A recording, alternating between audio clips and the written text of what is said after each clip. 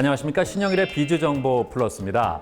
겨울철을 대표하는 과일인 귤은 쉽게 무르거나 상하기 때문에 잘 보관해야 하는데요. 귤 보관하는 방법을 알려드리겠습니다.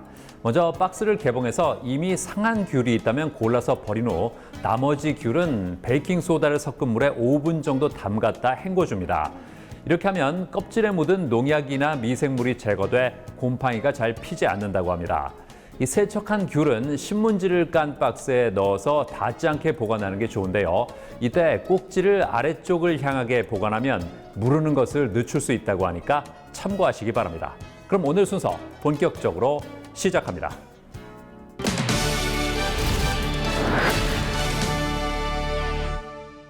흔히 장례문화라고 하면 봉분을 만들거나 화장을 해서 납골당에 안치하는 걸 생각하는데요. 요즘 새롭게 등장한 방법이 있다고 합니다.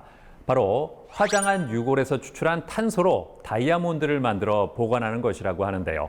자세한 내용 만나보시죠. 우리나라는 무궁한 역사 속에서 장례 문화가 많이 변화해 왔는데요. 과거에는 매장 중심의 방식이었다면 지금은 화장 형태로 바뀌었다고 합니다. 보통 화장한 유골은 납골당에 안치하며 소목장이나 자연장을 선택하는 경우도 많아지고 있다는데요. 하지만 이러한 장례 방법은 유골 보관 계약 기간이 있어 기간이 끝나면 연장 계약을 해야 하고 관리비가 지속적으로 발생한다고 합니다. 또한 유골을 보관한 곳이 멀리 떨어져 있을 경우 자주 방문해서 추모하기가 쉽지 않다는 아쉬움이 있는데요. 여기 특별하고 아름다운 장례 방법으로 고인을 기리는 가족이 있다고 합니다. 지난해 5월 장모님을 여의었다는 조현칠 씨의 가족. 시간이 지날수록 장모님에 대한 그리움이 더해진다는데요. 장모님이 맛있는 요리도 저희한테 많이 해주시고 하시는데 음식 생각도 많이 나고요. 또 저를 자식처럼 정말 잘 대해주셨거든요. 그래서 더 많이 생각납니다. 그렇다면 조현칠 씨가 아내와 함께 장모님을 기리는 방법은 무엇일까요? 장모님을 잃고 슬퍼하는 아내를 위해 장모님의 유골 일부를 다이아몬드로 만들게 됐다는데요. 유골 다이아몬드를 받은 날로부터 아내가 항상 품에 지니고 다닌다고 합니다. 너무 경황 없이 엄마가 아프다가 돌아가셔가지고 아무런 준비도 못하고 했었는데 남편이 이런 목걸이가 유골 다이아몬드가 있다는 얘기를 해줘서 같이 해보자고 해서 하고 이제 평생 엄마를 가슴에 품고 살 수 있다는 거에 대해서 너무 행복하고 이런 선물을 준 남편에게 감사하다고 하고 싶습니다. 고인의 유골을 다이아몬드로 만드는 방식은 스위스에서 시작된 장례 문화라고 하는데요. 그렇다면 유골 다이아몬드는 어떻게 제작되는 걸까요? 유골에서 다이아몬드가 생성되는 과정은 천연 다이아몬드가 지구 깊은 곳에서 생성되는 과정과 같습니다. 우선 화장된 유골에 함유된 탄소의 양을 측정하고 화학적인 과정을 통해 순수한 탄소를 분리합니다. 이후 적정한 압력으로 그래파이트를 생성하고 결정성장 장치로 이동합니다. 이 결정성장 장치는 고온 고압 장비에 장착되고 몇 주 동안의 다이아몬드 성장 과정이 진행됩니다. 고객의 주문 다이아몬드 크기에 따른 적정한 기간이 완료되면 고온 고압 장비로부터 결정 성장 장치를 분리하고 다이아몬드 원석을 완성합니다. 완성된 다이아몬드 원석은 고객이 주문한 세공 모양에 따라 세공되고 이후 레이저 각인 과정을 통해 고유 주문 번호가 각인되면 비로소 유골 다이아몬드가 완성됩니다.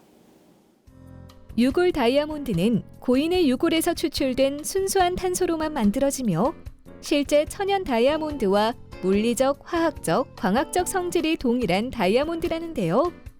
특히 고유의 푸른색을 띈다고 합니다.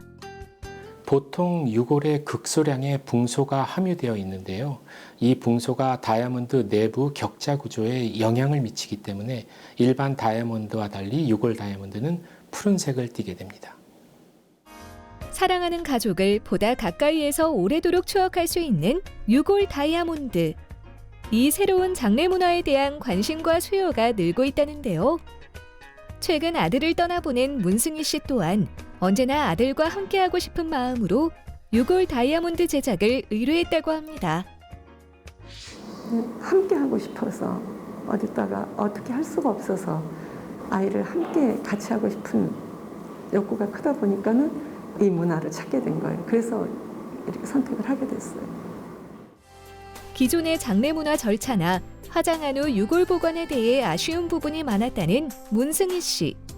그래서 기존의 장례가 아닌 새롭고 특별한 장례 문화로 떠오르고 있는 유골 다이아몬드를 선택하게 됐다는데요. 납골도 사실은 보관하는 방법이나 아니면 또 특정한 날 찾아가서 잠깐 보고 뭐 꽃이나 좀 넣고 이렇게 보고 오는 거가 전부잖아요.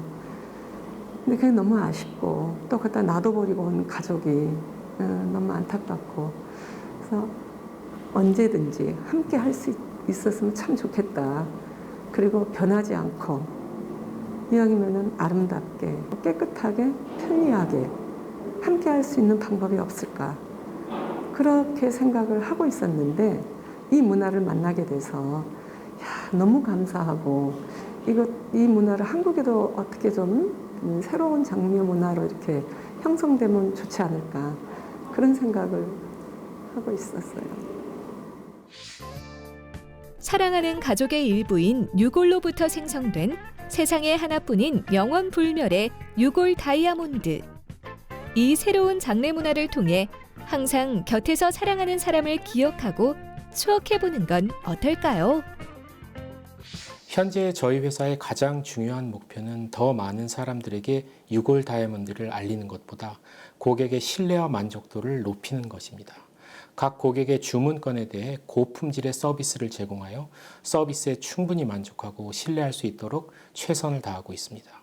또한 향후 자회사를 통해 반려동물 다이아몬드도 진행할 예정입니다.